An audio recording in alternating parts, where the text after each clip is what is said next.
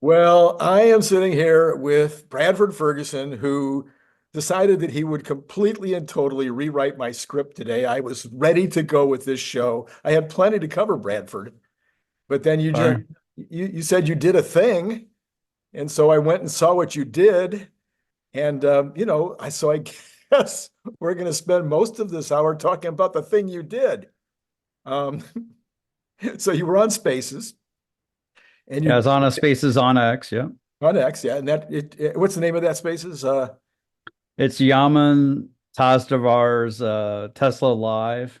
He's analyst one on both X and YouTube. Yeah. So if people want to check that out and follow you on when you're on there. So anyway, on Monday, what you did was this thing that you did was you trimmed Tesla stock I by did. something at or under 20%, 10 to 20%, I think is what you said. Hmm. And I want to say before we get any further into it, that everybody's needs, their financial situation, their emotional components are different when it comes to making investments. And so this is not investment advice. Nothing that I'm going to say is investment advice. Nothing Bradford's going to say is investment advice. And Bradford will have to limit some of his comments because he's an investment advisor and has compliance issues. Yeah, that's right. Okay, all right. Yes, I am a financial advisor. Yep. So many of you probably feel buying and holding is somehow the only pure play. You've been listening to too much Stephen Mark Ryan, who Shamed admonishes, into hodling. yes, and talking you into only hodling, and that everybody that trades Tesla stock is somehow a leper and needs to be thrown out of the colony or something. Anyway, Yeah, if you don't hodl, then you don't get the invite to the Christmas party. that's right. That's right. Exactly right. So I'm just going to say that I came very close to trimming on Monday, but I was not the genius that you were. You get the genius points this week. You and Kathy Wood both get genius points. Hmm. And then, although she also sold before the run up, so I'm not sure. You're maybe a more pure genius than she is. I certainly was almost at the point of selling some of my leaps, but I also would probably already be back in. And maybe I would have already been back in yesterday and we've been down another bunch. But I would have grabbed a nice, profit, if you will, on the way down and been back in 100%. That's where you differ. Your trim is still not replaced. And so that's kind of an interesting story in itself. So start off and tell me not why I trimmed, because who cares why Randy trims, but you're an investment advisor and you're dealing with other people's monies. Why did you decide to trim? Yeah, so I thought the whole Trump landslide was coming.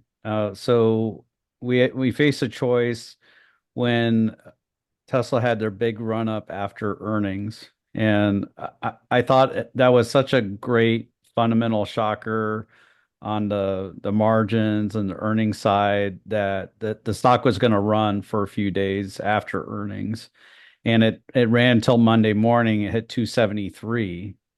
Um, but we didn't trim that Monday morning or that Friday or Thursday after earnings because we were waiting for after the election. And Um, let me yeah, stop you there. So it's at 273. It's run up on fundamentals. So it has moved up to a position which is maybe more in line with where it should be, given the information that we learned at earnings. So why might you have trimmed then? because it was deserved by fundamentals. Deserve to trim. No, the share price was deserved by fundamentals. And typically what we do is we we trim when we feel sentiment is overly high. Okay. And the reason for that is for any given stock, the place that it trades are where supply and demand are in balance Right. between buyers and sellers. Of course. And we felt that the move up on was deserved on fundamentals, but um, that on sentiment, we came into earnings very bearish. Right. and I did that poll where essentially is like 70% bearish to 20% bullish, and Right. they said where they thought the stock would be after earnings. And that was extremely bearish. So we felt that even though it ran all the way up to 270, that still there was a little more it had to go on sentiment wise. Okay.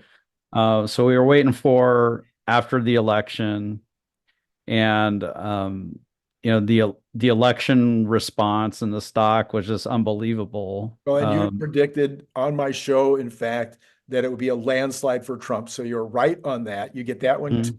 That's 2 genius points. Oh my gosh.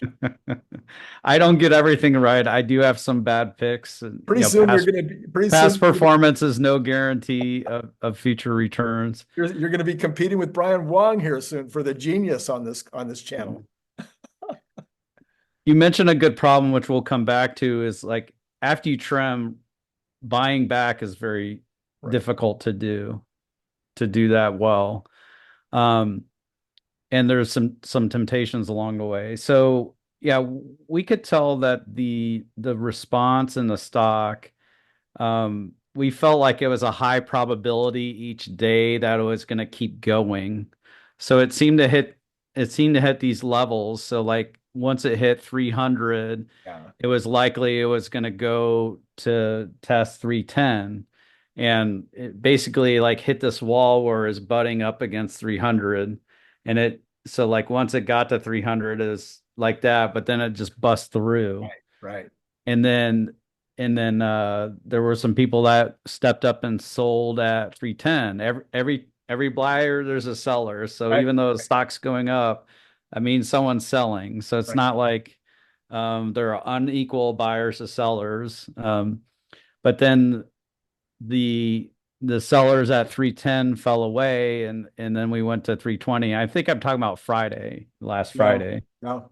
And so we had the sense that it was going to keep going on Monday, that there would be people who just saw these huge moves up in the stock and are like they wanted some discount or bargain, they want to buy the dip, and the dip never really happened. Right. And they like us, many are analytical, so they want to think about it over the weekend. Sure. So they think about it over the weekend, and then the stock peters out on Monday. I mean, it shot up, but like ultimately Monday, Tuesday is kind of when it petered out. Right. So what we could tell alongside that is there was a really big shift in sentiment, and people who wanted Trump to win were extremely excited. Very excited. Yeah, very excited.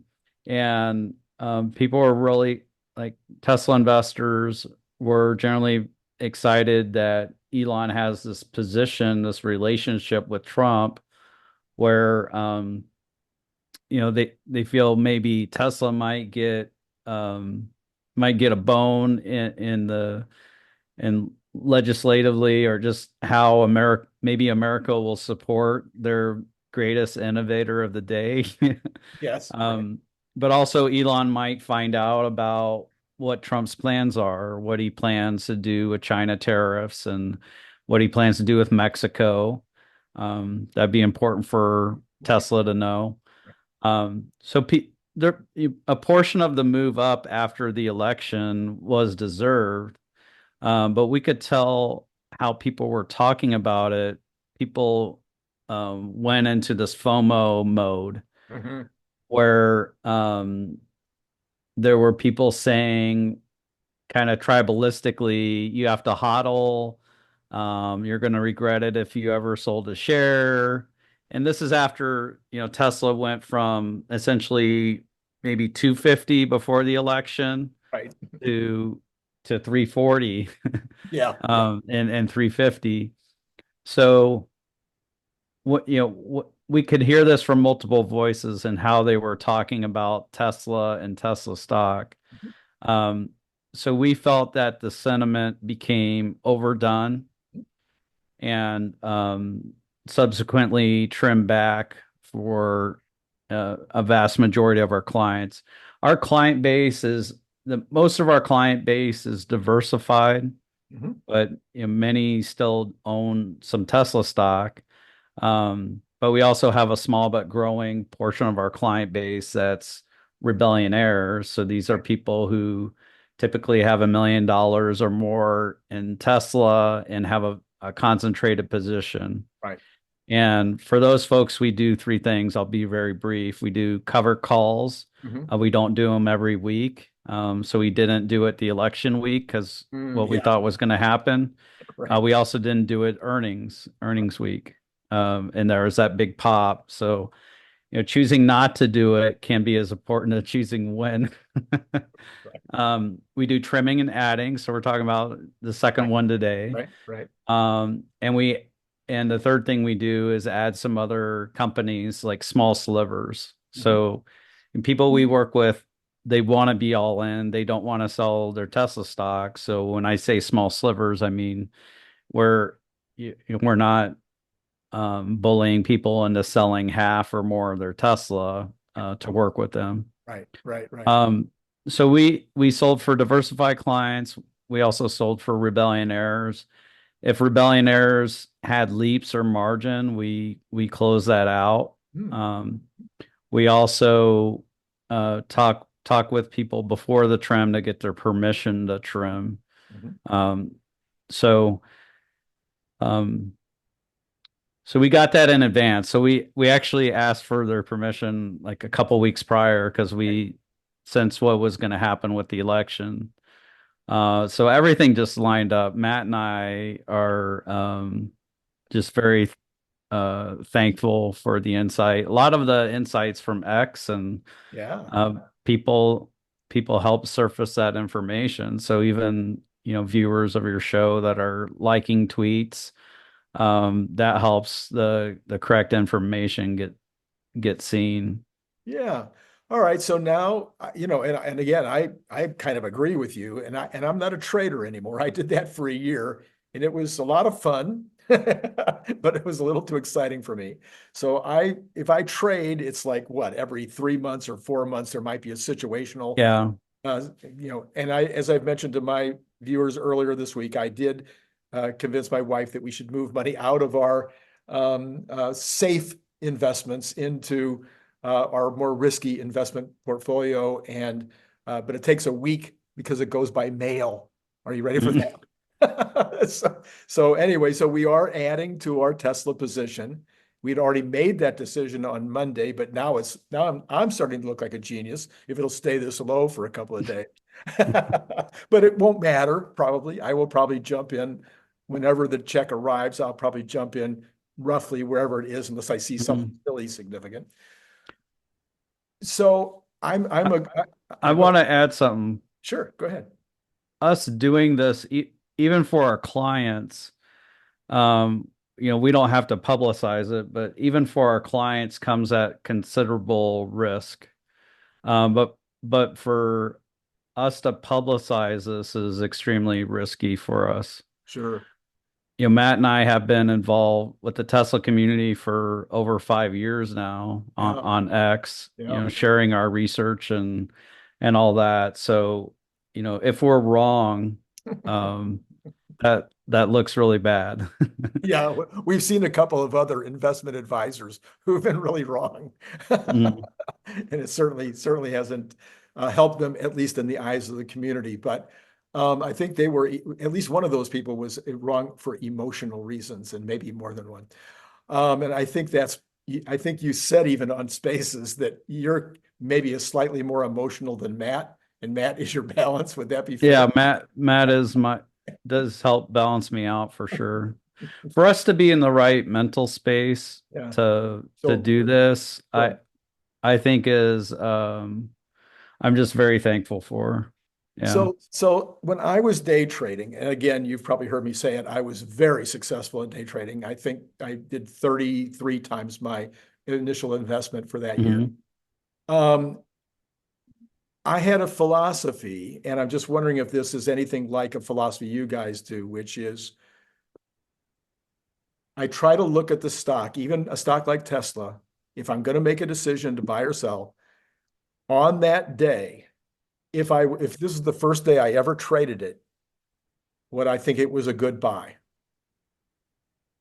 Do I think the upside potential is greater than the downside risk? Mhm. Think that the long-term, upside potential versus the short-term downside, is the timing right? Is the macro right, et cetera? I try to have all that in my head, but mostly it's, if I came in here today, I was just studying the stock, I was deciding whether to jump in or not. What do I think about it today, as forgetting whether I've lost money in the past or made money in the past? What Mhm. about today? Is that anything like how you guys try to keep centered? Yeah, I would say so. But these decisions to make these trades, as you mentioned, come infrequently. So it's not but it is a daily choice, right? So Right. we have all the information that day. Um, yeah, so it's whenever we're putting cash to work, whether it's someone who had 100 grand sitting in bank, or if it's cash raised from a recent sale, yeah, we're looking at that risk reward and wanting the reward to far outweigh the risk. Right. So it's getting back in. So if you were to take the cash that you just uh, pulled out, assuming that you would let Mm, it set for a week or 10 days or longer, maybe you don't, but assuming it's just sitting there in a hoard, your decision to get back in, which you said you couldn't really say how you might, whether you had a price target or any of those kind mm. of things, but it would fall along those same lines. Right now, based on what we're seeing, risk reward, uh, uh, where the stock is, where the sentiment is, all the same things that you just talked about. Right now, it looks like this would be a good time to buy. Is that kind of how you would do it? If I was buying, then yeah. Yeah, so I've been overly specific with stock predictions on Yeah, your yeah, you were. show, us kind of having fun.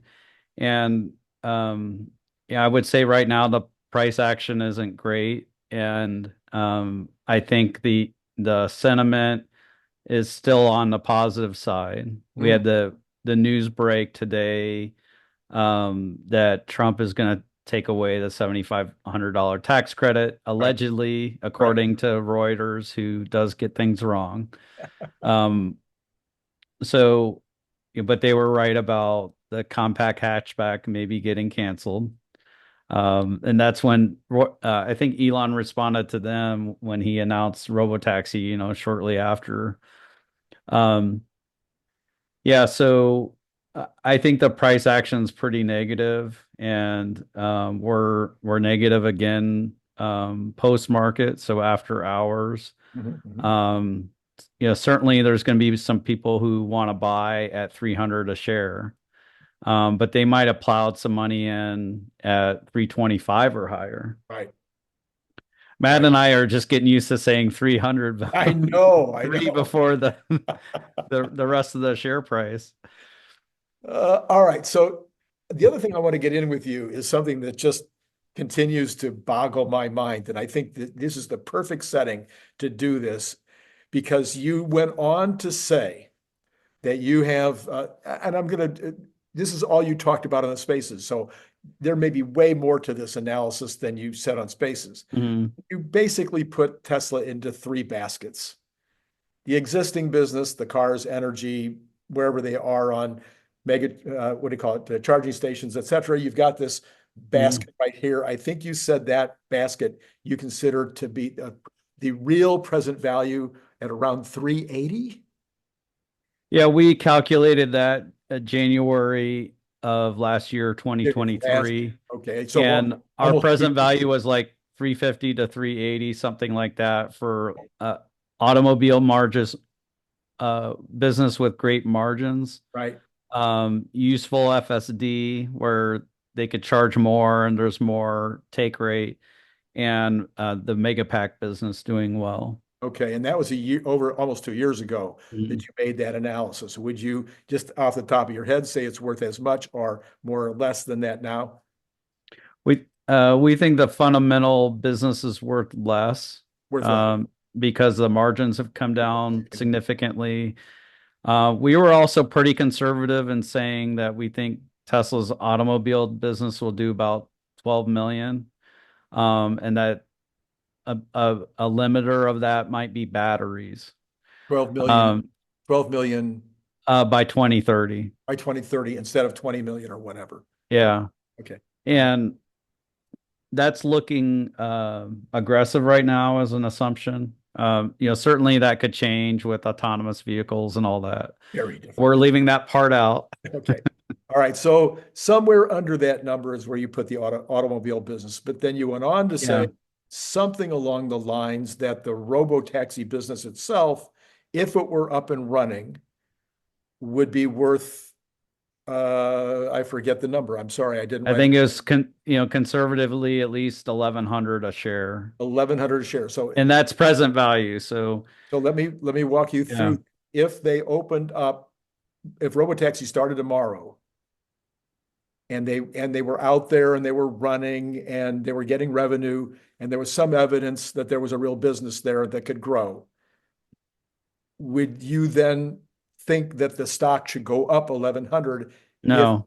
If everybody had perfect information? Yes. Okay. Okay. All right. So if Right. everybody had perfect information, it should go up $1,100 in order to cover that robotaxi business. Right. Some of what the price is today is probably robotaxi. I'm going to Yeah, guess. some of it. Yeah. So, but not 1,100, obviously. our $1,100, we're not in that $300 thing. We're not giving it any credit or probability of happening. We're giving it 0. Okay. And we also did, you're probably about to go there. We also did a video about Optimus and what we think the Optimus business would be worth when it's in the mode of, getting started soon. Right. And that was $3,400 a share. 3,400 a share. Yeah. Right. And our valuation that has Tesla in the 300s has no probability of that happening. Got it. So if you added like a 10%, probability to each of those, that would add, something like 500, 450 a share. Right. Just at a 10% probability. All right. Probability. That would be like the optionality, if you will, that maybe should be in the stock if people were seriously paying attention. So here's my question. Knowing that, if Elon came out tomorrow and he said, hey, I've just talked to the board and we're going to spin off Optimus, we have exactly the same information as we had before, maybe a few more pictures of Optimus working in the factory or whatever, but basically the same information. We're going to keep 25% of that in Tesla itself. We're going to give a share dividend to the stockholders of 25% based on your current situation. And we're going to go into an IPO and we're going to value Optimus, the Optimus new business, Optimus Inc. We're going to value it at $3 trillion. And we're going to try to sell shares based on a valuation of $3 trillion. Do you think people would buy it? Do I think people would buy it or would I? Well, there's 2 questions for you.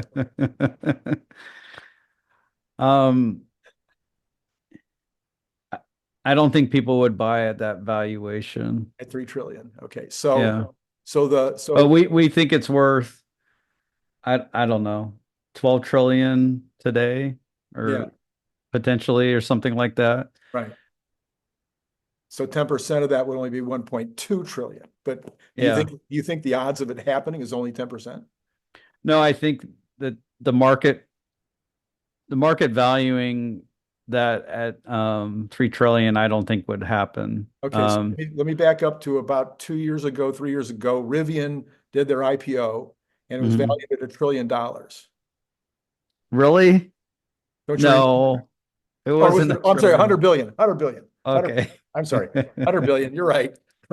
Power of 10 problem again. It's dealing in billion. Order of magnitude. Order of magnitude. All right, so it's valued at 100 billion. So Optimus has got to be worth more than Rivian's 100 billion at that time, since they had no factory and no running vehicles. So what number do you think that the market would get excited if it was by itself as an item? I don't think people know about it, honestly. How They much would did have they know to about, find out about it. how much did they know about Rivian? So what about the 1 Yeah. million, the 1 million retail investors in Tesla right now? Wouldn't those 1 million want to get a piece of that Optimus business? Yeah, I think so. Where are we going with this I don't know. spinoff It's just idea? that's always bugged me. It's the old General Electric problem, right? General Electric made it famous. So if you business school 101 is what did General Electric do right or wrong when they decided to break up General Electric? And it seems to me that if Optimus was standing alone right now, it might have the ability to generate almost as much value or more value than the entire company does, because it would be, I don't know, singular. It would be individual. You'd have to focus on that as a product and say, okay, what am I willing to pay? Yeah, it's a lot of money. Yeah, even at a 10% probability, you're right. That would be 1.2 trillion. That would double the Tesla stock Exactly. right there. Yeah. I know. It just drives me nuts. And then you could do that same, If people agreed with that yeah, yeah. valuation. And then That you could do the same thing mhm. with Robotaxi, and come up with another, 100 Yeah. million, 200. So anyway, all right. So I just had to run that by you because it's one of those things that just drives me crazy. Anyway, all right. So So what I want to reiterate, okay, we believe Tesla is heavily undervalued for the long term. We believe that it may be perpetually undervalued right. because, even once, let's say Optimus gets started as a business or Robotaxi does, and it might be growing like this, and it might be like super clear that it's going to go like exponential. What Wall Street's going to do and what the public's going to be doing, like, well, I don't know. It's growing really fast now, but it's pretty small. So let's just kind of bend that curve down and let's assume that prices come way down and it's harder to scale it. And they'll be like, well, and they won't fully value it at what it may actually grow into being. Right, right. And so what we're doing is a bit of a dangerous game where we believe Tesla's very undervalued, but we're choosing to trim it when we hit these psychological or Yeah, these highs in sentiment. Um, so the reason that's risky is like eventually if we're right, then the stock should be much higher. And so if we don't buy back in, especially at a lower price than where we sold, uh, yes. then we're losing some shares in the process, And by the way, though, I'm gonna suggest it may sound heretical, but I'm gonna suggest that if Tesla goes back up tomorrow, goes back up to 368 or whatever it was at the high, and then settles in at 360, 368, and then keeps on going up and sentiment changes and everything else, there would be a point at which the sentiment and the risk reward, you would go, well, no, it's time to buy back in, even if it meant you ended up with fewer shares than you did before. I did that. I can't tell you how many times when I was day yeah. trading. It happened all the time. This is where the risk, the emotional risk happens, though. Mhm. It's so hard to buy it back higher. And one other thing is it seems like every 12 months, and it's not every calendar year, but every 12 months, Tesla has these 40 to 60% drops from a previous high. Yeah. And just think about how we opened this year. I think the stock finished last year close to maybe 259 a Uh-huh. share or something like that. It got up to 265 in December or something. But then it got all the way down to 138. I don't think it traded that many shares there, but Yeah. Yeah. 138. So it basically got cut in half. And then it so we essentially had one of those this year. Sure. Sure. Yeah, no, it happens. I understand. I get it. All right. And so in order for us to continue to be very controversial today, let's take on the big subject of the day, which you mentioned earlier, which is the whole idea that the IRA is going away. And I've been Hmm. commenting on that all day on X. So Elon has said very specifically that he doesn't want any, he wishes there were no subsidies, no tax deals out there at all for oil, for pharma, for anybody. He wants them all to go away. He has said over and over again for years that he was against IRA before it was written. He said he was against it after it was passed. He doesn't Hmm. like it. He doesn't want it, doesn't need it. So then probably at least some of the continuation of the downward trend today was this, and I think again it was Reuters, was it Reuters? Anyway, whoever it was that came out and said that the transition team is saying they definitely want to get rid of the IRA. Hmm. That might be in two or three buckets. So they might only be talking about the 7,500. They may or may not be talking about the battery tax credits for the factories. Hmm. Um, what do you, so now we have everybody you can think of chiming in on whether this is a good thing or a bad thing for Tesla if the 7,500 goes away. And you say, I think generally it's bad. Um, Supposedly there's not that many hybrids that are getting it. I've heard it. Rohan Patel said there's only one hybrid that's getting it.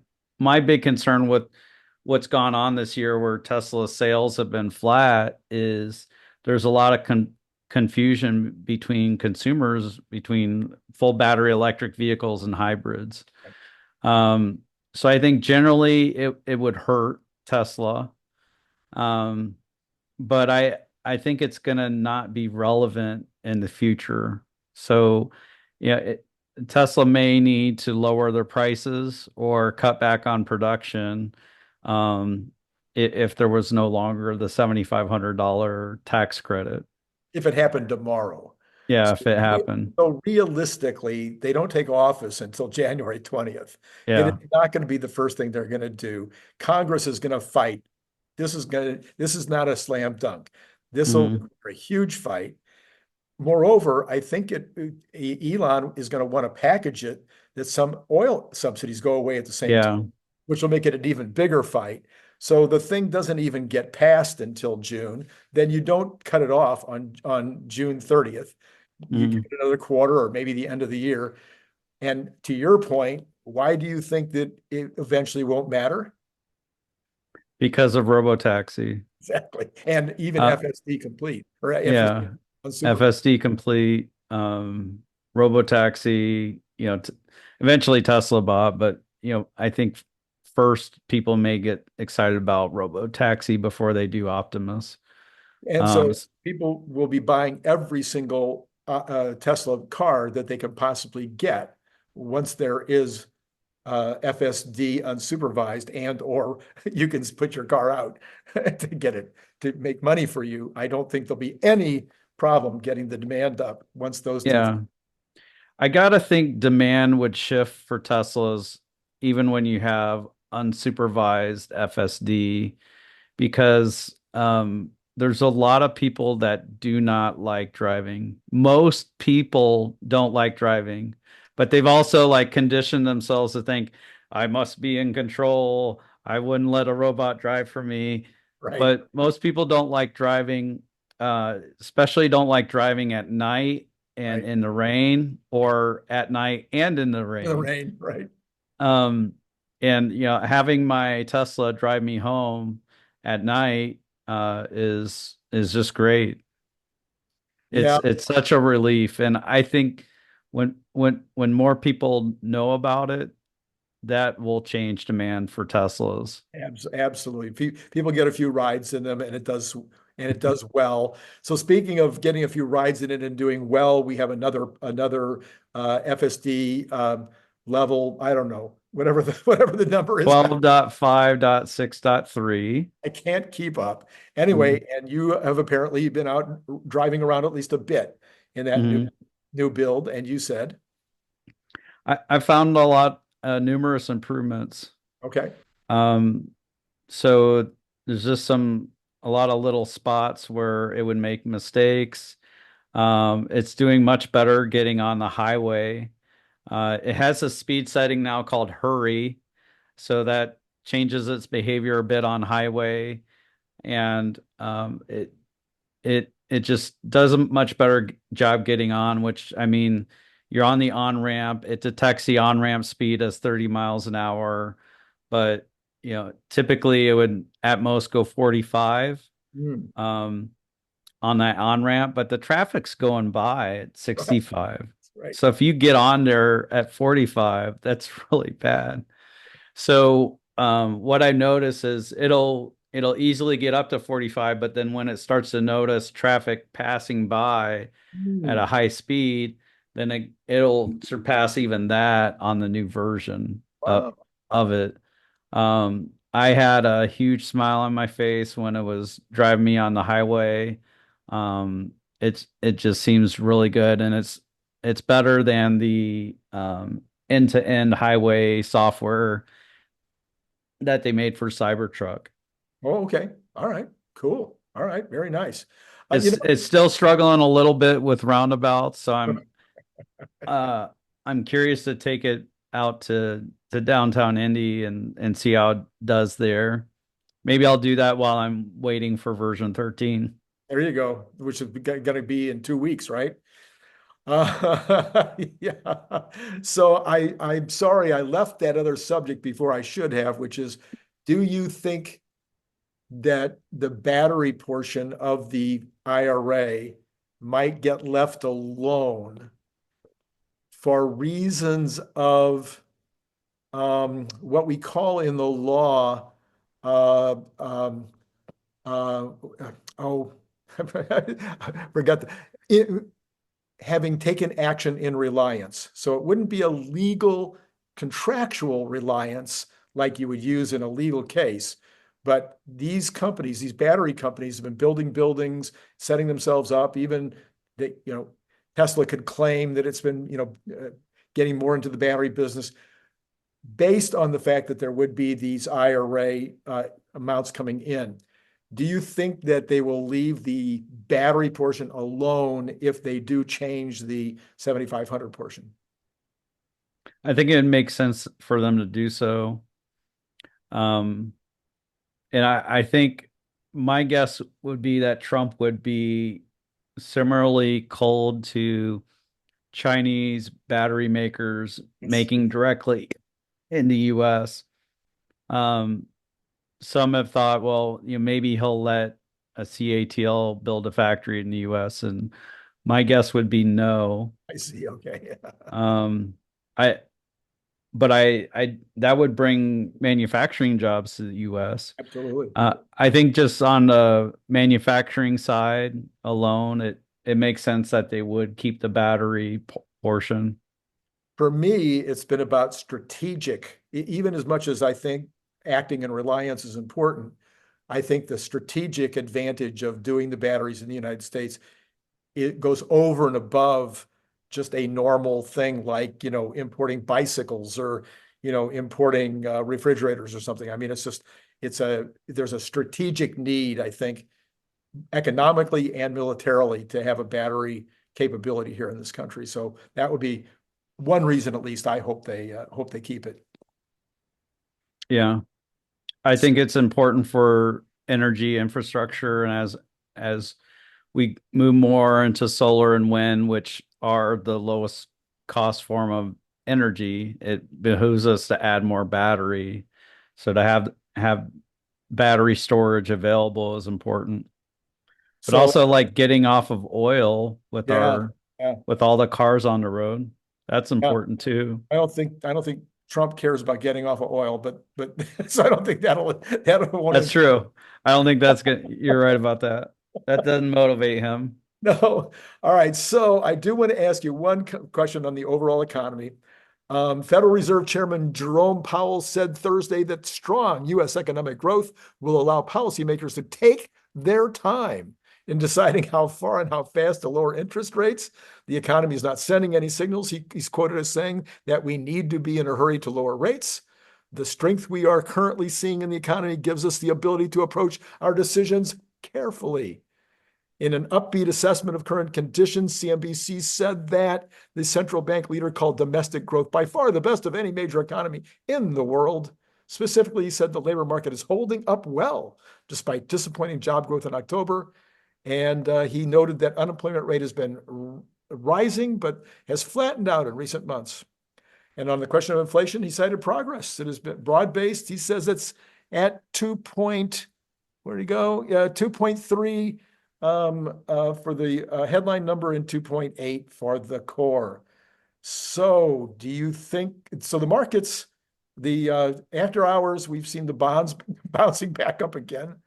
So how do you, I think this bond situation is way, way, way, way more important. And maybe this is a half an hour conversation for another day, but the combination of the bonds and the stocks, there's that.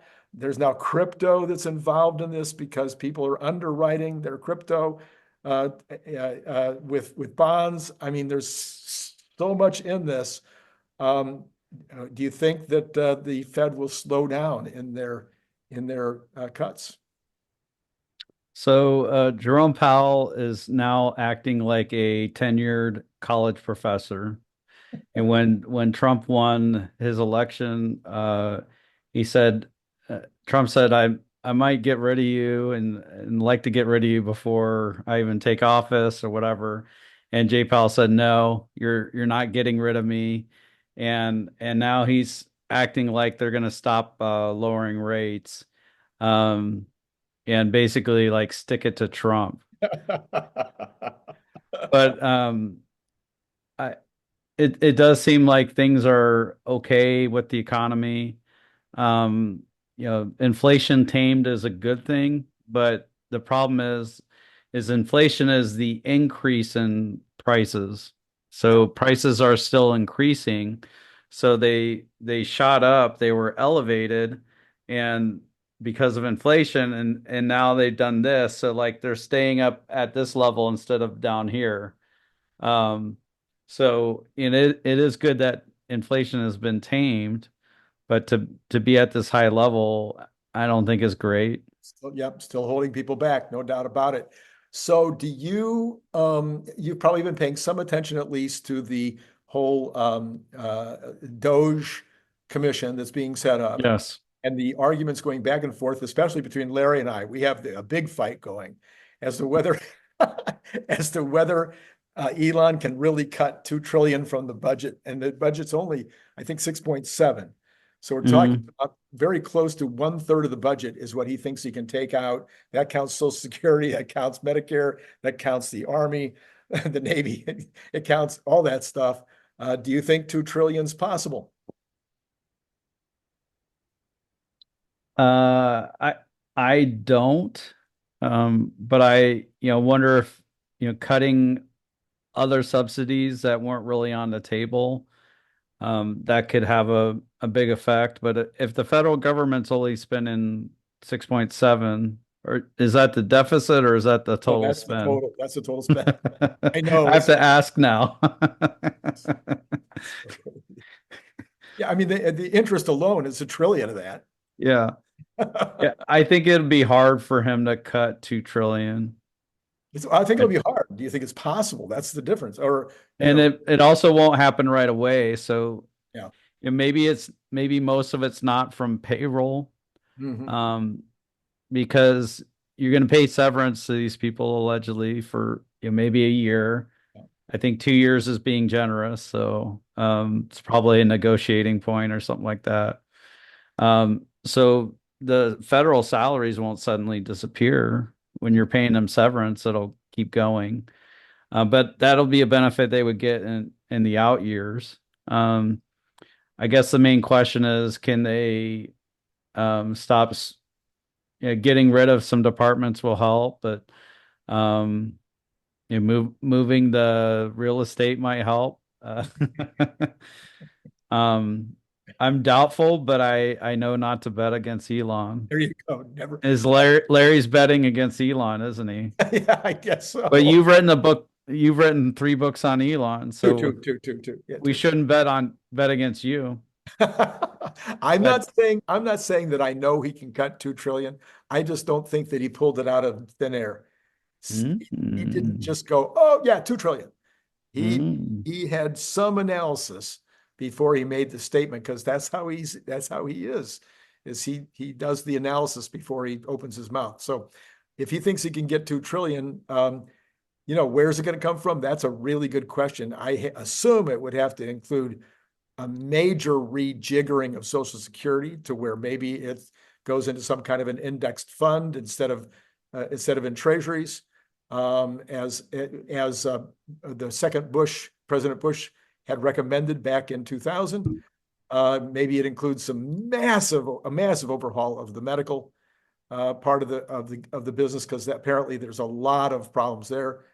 Um, and uh, and then military procurement, that would probably be 500 billion of it right there. So I remember in the 80s there was something like about like a golden toilet seat or yes, golden toilet somewhere in the military defense industry. yeah, And or like a $1 piece where they're charging the military $20 for it and just doing this over thousands of thousands or whatever. So the procurement rules, you could save a ton of money that way. Maybe that's where Elon's going. could be. I think, and there's procurement rules too that have to do with set asides for every kind of group you can think of has a set aside. And I got caught in that set aside one time, $1 million contract. I lost. I was at $1 million. The company that had the set aside was at 1,100,000. They won the contract. So we paid $100,000 to help that company because they were doing something that I didn't have. In this case, it was I didn't have blind workers. And so it was a blind worker set aside. Well, you take that 100,000 out of one contract for $1 million, you start putting that over lots and lots and lots and lots of contracts. It adds up to real money. Mhm. So anyway, we'll see. It's going to be so interesting to watch. Oh, it's the times that we're in. The next couple of years is just going to be fascinating on so many levels. All right, I'll give you the last word. Anything else on your mind today? No, no. That's it, huh? I've been able to Well, get. I'll say this. So, I am going to Lemonade's Investor Day. Oh, Lemonade also made a pretty huge move up wow. recently. Um, and Matt Smith's attending that. Lemonade's a company that's turning from, being unprofitable, but they are profitable from a unit economics. Mhm. So, once they grow and scale, we believe they're going to become profitable. So we're excited to hear what management has to share. And they already are talking about 10xing their business. Oh, So we're curious to see their plan for that. well, they're getting into the automobile insurance business right now. Mm. Certainly, I would think that there will be an opening if they're able to offer some kind of a price difference compared to the high prices that other companies are offering right now. Yeah, this was a couple of years ago. They added car insurance because they acquired a company called Metro Mile, Mhm. and they 10% of their customers in Illinois added car insurance, Hmm. and they didn't even try to cross sell them. Yeah, So they didn't even try to get this upsell, cross sell yeah, to the customers in Illinois, and they got 10% conversion. So now that they have the car insurance price right, they're going to start cross-selling many of their different customers. So their cost to acquire that new customer is very low. They can send them a notification in app. They can send them an email. yeah. They might send them a sequence of postcards or something like Sure. that. Yeah, we're really excited about it. All See how it right. Well, goes. there you go. All right. Well, Bradford, thank you for getting into all of that nitty and gritty. I think it was one of our best programs we've ever done together. I have to come up with a great thumbnail though to sell it. Just, let me know if you have an idea on that. But I'll cut you loose now and I'll go over the numbers with those who like to hang around and hear what I think about these numbers. So, as always, thank you for joining us. Yep, sounds great. Bye for now. All right, so where in fact did things end up today? We are now almost at 5 o'clock, so we're very close to the end of the after hours trading session. And Tesla is down only 364 in that after hours at 307.54. So it is not making any real move towards the 300 level. But it did break below that 310 that Bradford had mentioned. All right, let's go ahead. By the way, it was also down $19 today, ending the day at 311 prior to that after hours activity. The Dow was down 207, NASDAQ down 123, S&P down 36, and the Magnificent Seven outside of Tesla was mixed exactly, 3 and 3 in terms of being up and down. The Cathie Woods were almost all down. All right, so where the real action is, as I mentioned just a little while ago, continues to be those bonds. And the bond situation is, as mentioned, because of what Chairman Powell said just a little while ago, the bonds are back up again, up 0.41 in the pre-market at 4.4%. The 2-year is up 6.6 at 4.4. Oh, I'm sorry, that was the 1 year. 4.36. Boy, that's getting very close to the 10-year again. That's not good. That's not good. The 2-month at 4.66 is up 14 basis points. And the 1-month, the 3-month is up 5.5. So the 2-month is the one that's moving the most. And that's a big move for the 2-month at 14 basis points. Holy cow. All right. So then oil, which had been down, is continuing down 20 cents in Texas Intermediate at 68.50. Brent, $4 higher at 72.56. Natural gas has continued to come off that. Boy, it's coming down quite quickly now again. 276, down 0.83 in the pre-market. Gold down, call it almost even, $1.50 in the pre-market at 25.71. And silver 0.31 down at $30.47. Copper down 0.27 at $4.07. We've got the dollar unchanged against the euro and barely up against the Japanese yen, 0.23. And Bitcoin down 2,647 at 87,914. So I think this is probably the Fed statement that's impacting Bitcoin more than anything else right now. And then on the equities in the pre-market, we have generally down in all of those, with Dow down 84 or 0.19%, S&P down 16.5 or 0.28%, and NASDAQ down 83.5 or 0.4%. So generally speaking, markets are looking like they did not like what Powell had to say, or maybe it's just a continuation of the business that we've been seeing over the last couple of days. All right, so who knows what's going to happen tomorrow? I continue to believe that that the $100 that was put into place because of the Trump and Elon Musk relationship is justified. I think that the 350 is justified. I don't know whether it will take a week or a month to get back to 350. But I do believe that we will be headed back to 350 prior to the introduction of the Juniper or the 2.5 car or any other catalysts. I don't believe we're going to need a catalyst necessarily. Now, will this business about the IRA, $7,500, continue to impact the stock? Maybe, because the folks that are only reading headlines and don't really understand the Tesla stock might continue to be a little bit put off by that. I don't think it's worth 20 points.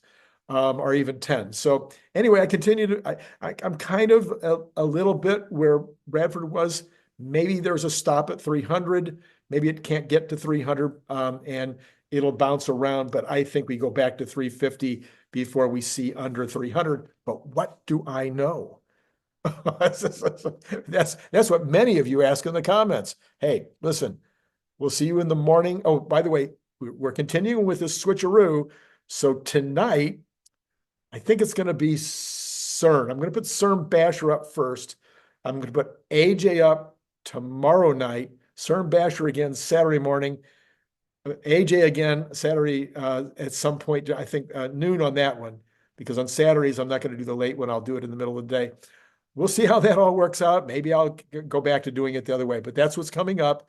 And also, don't forget to order your Cybertrucks. You got to get those orders in. Come on now. We need to get it going. All right. It's been great talking to you.